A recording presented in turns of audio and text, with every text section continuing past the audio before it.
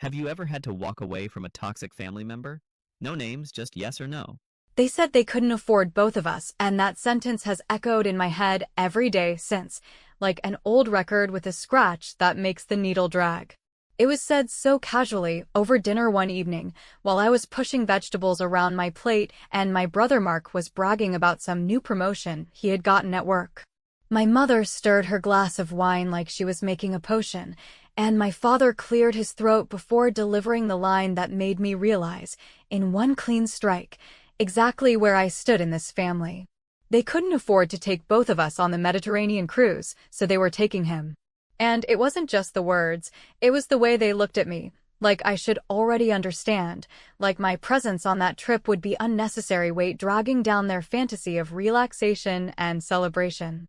Mark tried to soften the blow with some joke about me not liking long flights anyway, but he didn't meet my eyes when he said it. He didn't have to, because we all knew the truth. He was the golden child, the one who got the treats, while I was the dependable shadow who made sure the lights stayed on and the fridge didn't hum empty. My parents listed their reasons, as if giving a PowerPoint presentation on why my feelings didn't count. He's been under so much pressure at work. He barely has time to unwind, and this could really reset him. You're young, you'll have other chances. Each excuse landed like a weight pressing me further into my chair, and each one made me bite back the urge to laugh, because it was absurd how predictable they were. I didn't argue that night. I didn't scream, didn't slam the fork down, didn't tell them that for years I had been quietly paying for most of the groceries, covering the Wi-Fi bill so everyone could binge their shows, slipping in money for electric when I knew Dad was behind, or filling in gaps that nobody else seemed to notice. They had convinced themselves that my contributions were invisible, or maybe they had always chosen to look away because it was easier to pretend they were the ones running the house. I kept my mouth shut and instead smiled in that way I do when something slices deep, but I know showing blood would only make them grin. After dinner, I washed the dishes while they debated cruise excursions, Mark Googling best beaches in Greece, like a kid searching for candy shops. I stacked plates and let the hot water burn my skin, using the sting as a reminder that silence doesn't mean surrender. I have always been quiet, the one who doesn't push back, the one who rolls with it, but that night I realized quiet doesn't have to mean powerless. In bed later, I stared at the ceiling fan circling in slow motion, and instead of replaying their words with tears, I replayed them like ammunition. We can't afford both. That was the opening line to my new story, the one where I stopped waiting for their approval and started writing my own ending. I didn't know the details yet, but I knew one thing with certainty. I would not be the one left standing at the dock, waving goodbye like the unwanted passenger who never got a ticket. The thing about families is that they build myths around themselves. My parents' myth was that they were always fair, that they treated their children equally, that they made sacrifices for us both. But when it came down to it, they chose. They didn't just choose a trip, they chose him over me again, like they had in 1,000 small ways before. They chose to believe my silence meant acceptance. They chose to believe that I would always be waiting at home when they returned, smiling and grateful for scraps. What they didn't know, and what I wasn't about to tell them, was that the house they thought of as theirs had more of me in it than they realized. The couch they lounged on? Mine. The subscription services Mark used? Mine. Even the kitchen appliances Mom bragged about to her friends had been partly financed by me. I had built their comfort piece by piece, and they had mistaken it for theirs by right. As the days ticked down toward their departure, I carried on like nothing was wrong. I laughed at Dad's corny jokes, helped Mom pack her beach hats, and even drove Mark to the mall to buy overpriced sunglasses he probably thought made him look like a movie star. Every moment, I was cataloging, remembering, and filing away how they moved through the world so certain of their superiority, so blind to the reality standing in front of them. I wasn't planning revenge in the way villains do in movies with loud music and dramatic speeches. I was planning in silence, with the precision of someone who has been underestimated for so long that being overlooked became a shield. They would leave thinking they had won, that Mark had been chosen and I had been dismissed, and maybe for a little while I would let them believe it. But beneath my quiet smile, I was already shifting gears, because if they couldn't afford both of us, then it was time they learned just how expensive I had been all along. By the time their plane took off, I knew exactly what I would do. I would play my role as the quiet, understanding daughter for just a little longer. Then I would show them that the one they dismissed as unnecessary was the very one holding the whole structure together. They thought this trip was about luxury and reward, but for me it was about clarity. And clarity, when it comes, is a dangerous thing. When they boarded that cruise, they thought they were leaving me behind. What they didn't realize was that I had already stepped out of their story and started writing my own. And mine wouldn't be about waiting or begging for inclusion. Mine would be about taking back everything they had mistaken for theirs. They just hadn't discovered that chapter yet. The first morning after they left, the house felt like a hotel lobby that had been emptied in a hurry, not because anything was missing yet, but because the air finally admitted how performative our routine had been. And I stood in the kitchen with my coffee cooling too fast while the refrigerator hummed like a pet I had been feeding alone, thinking about how many invisible veins of money and labor I had threaded through this place over the years, and how cleanly I could start pulling them back. I opened the drawer where we kept the bills, a chaos of envelopes and sticky notes and a pen that never worked unless you scribbled angrily, and I laughed under my breath because there, in my handwriting, were all the passwords, auto-pay dates, and customer IDs that kept this home purring. For a family that loved to tell me I was dramatic, they had no problem starring in a drama produced by me, funded by me, and stabilized by 1,000 boring decisions I had made without applause. I started with the smallest vein, the streaming services that had somehow multiplied like rabbits, each one justified because Dad liked old westerns or Mom needed baking shows or Mark swore a certain documentary would make him more strategic at work, which in his language meant lying on the couch with a bowl of chips while letting the autoplay function manage his ambition. I scrolled to the account page, clicked cancel on each trial that had outlived its reason to exist, and left a note in my phone that said, if anyone calls, ask them who paid, a line that felt petty and delicious, like a crisp apple bite after a week of bland cereal. From there I moved to the Wi-Fi, the service that kept them scrolling through their perfect little Pinterest dream boards while I answered bank alerts at midnight. I opened the provider portal, disabled autopay, and scheduled the service to end the evening before their return, because nothing teaches gratitude like loading a vacation photo and watching it choke on a spinning wheel. Next came the electric bill that had been in my name ever since the time Dad forgot a due date and the lights flickered during a thunderstorm, which the family later told as a funny story about that night we played cards by candlelight, conveniently omitting the part where I stood in the rain on the phone negotiating the reconnection fee. I called the utility, waited through the elevator music, and requested a final read on the meter for the day after tomorrow, explaining in a pleasant tone that I was moving out and would no longer be responsible for service at that address, and when the representative asked whether the new account holder was ready to assume the bill I said gently, they will be, trust me. And I imagined Mom's face when the welcome packet arrived addressed to her. The car insurance that Mark had been temporarily routing through my policy because his rate had spiked after a parking lot incident that somehow involved a curb, a shopping cart, and his pride also received my attention. I called the agent, removed his vehicle from my bundle, and asked for the documentation confirming the change, which I saved in a neat folder called Exit, a word that tasted like clean water after too much syrup. The shared grocery delivery app that charged my card by default was disconnected. The water bill shifted to paper statements with no autopay. And the property tax reminder I had set up years ago for Dad was forwarded back to his email with a polite note that said, reassigning this to you so nothing falls through the cracks, a sentence so civil it might have worn pearls while quietly drawing blood.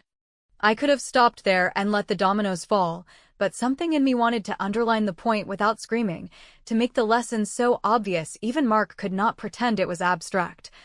So I opened the folder with proofs of purchase for the things everyone swore were the family's and read the line items like a grocery list of self-respect. The sectional sofa bought during a holiday sale with my bonus. The coffee table I assembled while Dad watched a game. The air fryer Mom presented to her friends as a gift from the kids.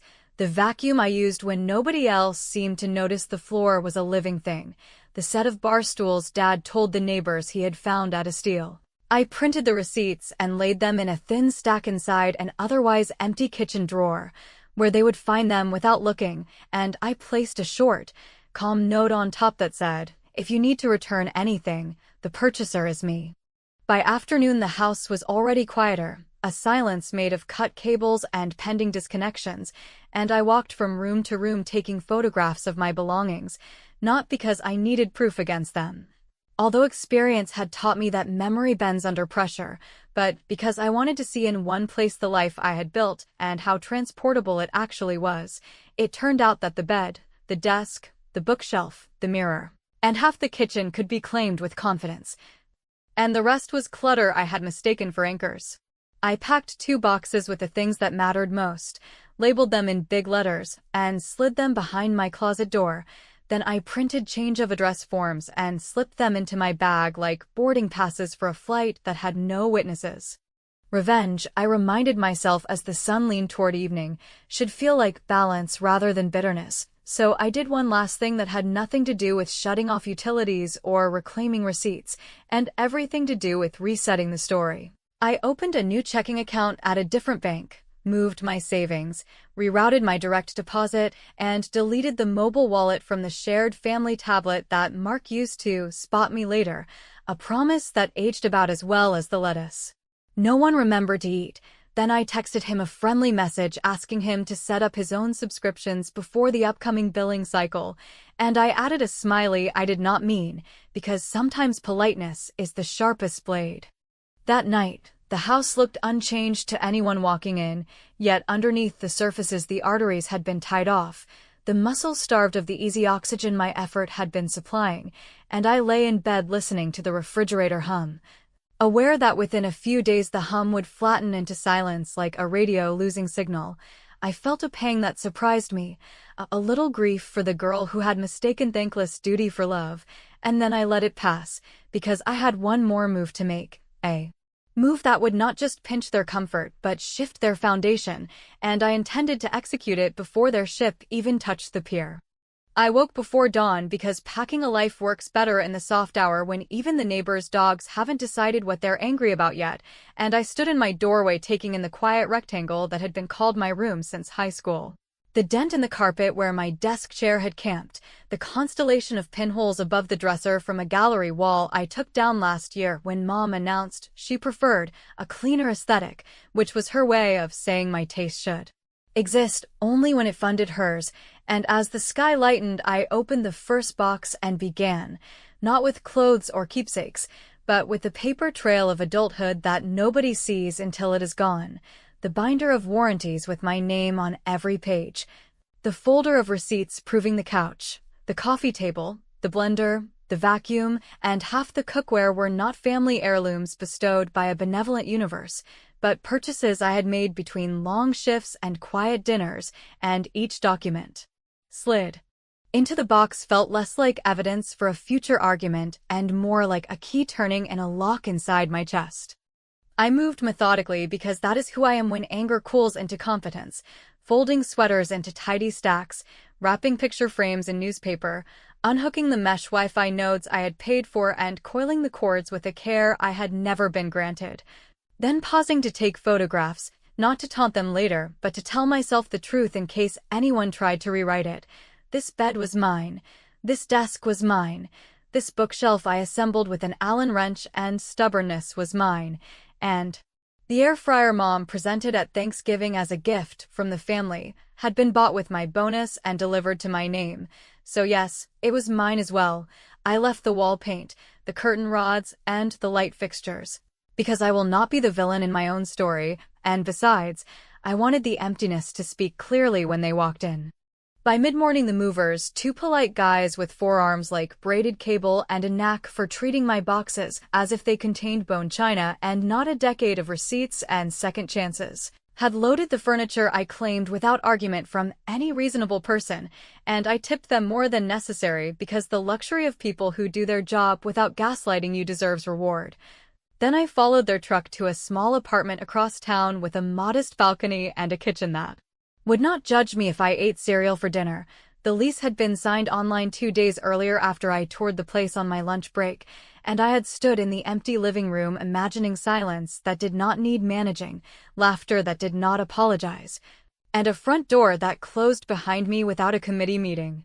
Back at the house, I returned to collect what couldn't ride with the movers: jewelry boxes, files, the small safe with my passport, the ridiculous jar of foreign coins Dad liked to joke about as his travel fund. Even though most of those coins came from a trip I paid for in college, and I emptied the jar into a cloth bag with the same calm with which I had filled it for years, because symbolic gestures count. Then I wiped the shelves and drawers like a guest who refuses to be accused of mess. And I slid a single sheet of paper into the cutlery drawer under the forks where they would find it on instinct. A neat inventory listing every item removed with dates of purchase and last 4 digits of the card used, followed by a line that read, "If you're confused about what belonged to whom, try living 1 week without anything I paid for. It clarifies quickly," which sounded snarky in my head, but on the page looked almost professional, and I allowed the humor to soften the blow without patting it. In the pantry, I took the spices I bought, the baking pans that still smelled faintly like cinnamon from December, the coffee grinder Dad swore improved his mornings, and I left behind the dented pot nobody used and the unopened jar of pickled something my aunt gave us, not out of generosity, but because I wanted the afterimage of me to be undeniable, the practical things gone. The showpieces left like decorations in a staged home. I unplugged the smart speaker I had linked to my account, reset it to factory so it would stop calling me by name in the middle of weather reports, and tucked it into a tote next to the router that was mine as well. Then I opened the refrigerator and regarded the half-gallon of milk, the wilting lettuce, and the row of condiments that would outlive a winter, and I threw out what would rot before they returned, because I may be done holding this household together, but I am not a monster. Before locking my bedroom for the last time, I pulled the small fireproof envelope from under the bed, the one that held copies of bank statements showing years of autopays for utilities, streaming, groceries, and that charming, temporary insurance arrangement Mark had sworn to reimburse, and I took a photograph of the top page and scheduled it to send as an email to my mother on the afternoon of their return with a cheerful subject line: "Housekeeping updates for when you're back," not to humiliate her but to force a conversation that could no longer be deferred, and I queued a second email to Mark with a concise message, a breakdown of his monthly share of the bills he had treated like suggestions, a payment link that would not bounce, and a deadline that did not beg. I placed my house key on the kitchen island next to a small plant that would not survive in their care and a folded towel I had brought in from the line. Then I walked through the rooms one last time, pausing in the hallway where the family photographs arranged a narrative I no longer recognized: the prom dress, the graduation cap, the forced smiles on holidays where I cooked while they clapped each other on the back. And I touched the frame with toddler me on Dad's shoulders and said out loud that I was not abandoning anyone, I was simply taking responsibility for the only person I could actually save, which happened to be me. And then I carried the last bag to my car, shut the trunk, and felt the oddest mix of sorrow and relief, because endings, when they arrive correctly, feel like doors closing to keep a storm out, not cages snapping shut. On my way out, I walked next door to Mrs. Alvarez, the neighbor whose roses bloom too perfectly to be legal, and I gave her a small envelope with my new address and a handwritten note asking her to text me when the family returned. Not because I wanted gossip, but because I intended to time the final piece with precision, a logistics move that would be irritating rather than cruel. And when she squeezed my hand and said she always knew I carried more than my share, I smiled without deflecting. Because some truths deserve to land, and I told her a courier would stop by on their return day with a signature-required package addressed to my mother, inside of which she would find a simple letter, a flash drive, and a spreadsheet that could make even Mark understand arithmetic. Then I drove away to the new apartment where the movers had already assembled my bed and set the boxes like a skyline of future choices. And as I slid the bolt on my own front door for the first time, I checked my calendar, confirmed the courier pickup, and set my phone face down, because the next sound I wanted to hear was not a phone call, but the quiet click of a plan fitting into place, and the next thing they would hear would arrive right when the jet lag hit, which felt, in a measured and perfectly legal way, like justice. They came back on a late afternoon when the heat had settled into the pavement and made everything smell faintly like tar and lemons. Because whoever designed airports decided that forcing families to reunite while dehydrated and slightly sunburned is a tradition worth preserving, and I knew they were home not because anyone told me, but because Mrs. Alvarez texted the single word we agreed on arrived. So I set my mug on the balcony rail of my new apartment, opened the window a little wider to hear the ordinary sounds of my own neighborhood, and let the quiet be my soundtrack while the first act of their surprise played out a few miles away in a house that no longer needed me to keep it alive. In my mind I could see the sequence with camera-ready clarity. The front door swings open, the suitcase wheels click across the threshold, Mom calls for the lights and gets the same dim bulbs because I had not been paying for better yet. Dad suggests someone order takeout while they unpack. Mark orders the Wi-Fi to play music like a sultan demanding a band, and then the rhythm breaks into stalled beats when the network fails to appear. The refrigerator light blinks, but reveals bare shelves, and the couch-shaped space in the living room speaks louder than any speech I could give. Mrs. Alvarez's second text arrived just as I guessed it would, 2 brisk sentences about the front yard looking like a stage after the actors left, followed by a footnote that the courier had dropped off the envelope and my mother had signed without reading, which is a family skill they treat as a virtue, and I pictured her setting that slim cardboard mailer on the island where I had once rolled pie crusts, too tired to open it until the first minor panic had passed. In the meantime, the panic would grow its own legs and walk around the room finding more places to sit, because the television would refuse to load. The thermostat would blink a low battery warning, a tidy stack of mail would be addressed to my parents instead of me, and the kitchen drawer would hold a paper with receipts that sounded like a chorus line repeating the same truth. You built your comfort on a foundation she poured. My phone buzzed with a call from Mom that I watched ring out, then a second call from Dad that I let dissolve into voicemail, and finally a string of messages from Mark that began with confusion, swerved into accusation, and landed in that little boy plea he still thinks works on me, the one where he reminds me he is under pressure and not good with admin, phrases that used to open my wallet as reliably as passwords, yet now unfolded like theater cues I had retired. In response, I did not write a manifesto or a rage poem. I sent a single text to the family chat with a neutral tone that felt like a handrail in a storm, and it read, "There's a transition packet in the envelope on the island. Open it first, then check your emails scheduled today. Everything you need is there," and because old habits die hard, I added safe and welcome home, which tasted complicated in my mouth but not dishonest. I imagined Mom's hands opening the envelope and finding the letter I printed on plain paper with no fancy headers, just a firmness that said, "I am done being your unpaid project manager." The letter laid out each change in simple lines: auto-pays ended, accounts closed, warranties transferred, subscriptions canceled, utilities set to their own names starting immediately, and then it listed the inventory of belongings removed with purchase dates and confirmations, attached to a flash drive labeled walkthrough and documentation that contained a calmly narrated video I recorded the day before I moved, showing the rooms, the items, and the condition I left behind. Not because I wanted to humiliate anyone, but because I no longer wanted to argue about facts with people who confuse memory with desire.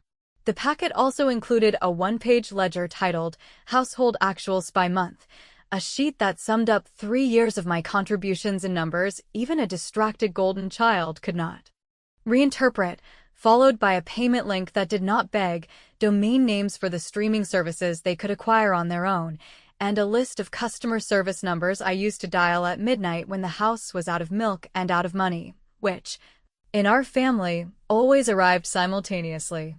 3 minutes after that, as if choreographed by a director with a sense of humor, an email pinged into their inboxes with subject lines that stayed kind because I refused to participate in the family sport of guilt gymnastics. Utilities transition details, insurance update, subscriptions you may want to set up, each one brief, all of them containing the information an adult household should own. And at the bottom of my mother's note, a single paragraph that finally said what I should have said years ago.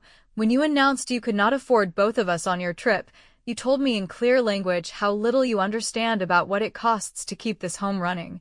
So I decided to remove my contributions and let the budget speak in a voice you respect.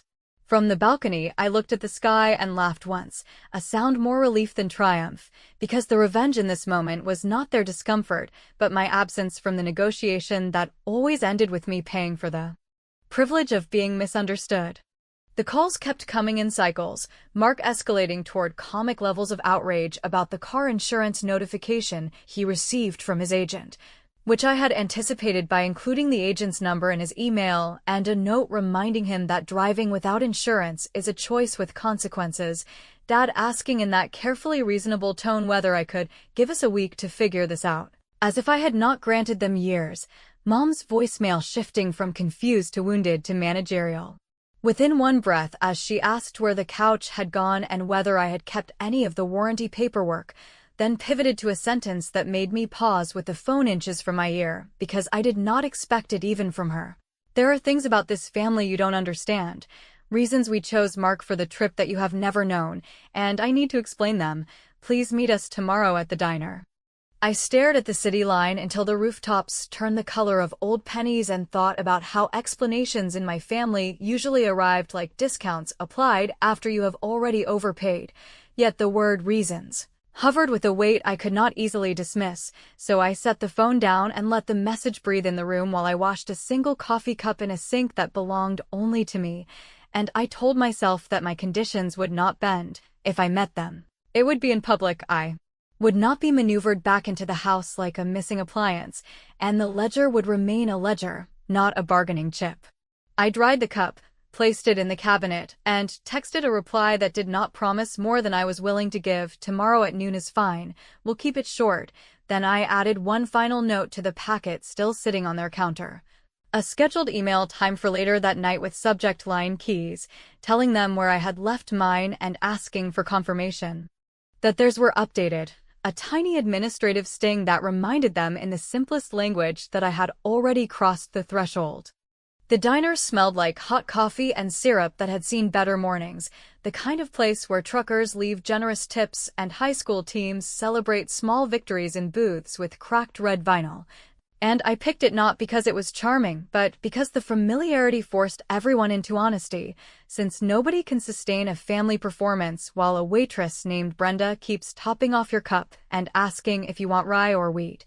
So when my parents walked in wearing the tan that only comes from paying for son, and my brother followed a step behind with a hangdog expression that belonged to a sitcom I refused to watch, I lifted my eyes just enough to let them know the rules had changed and ordered one slice of pie to keep things friendly while I waited for their opening argument.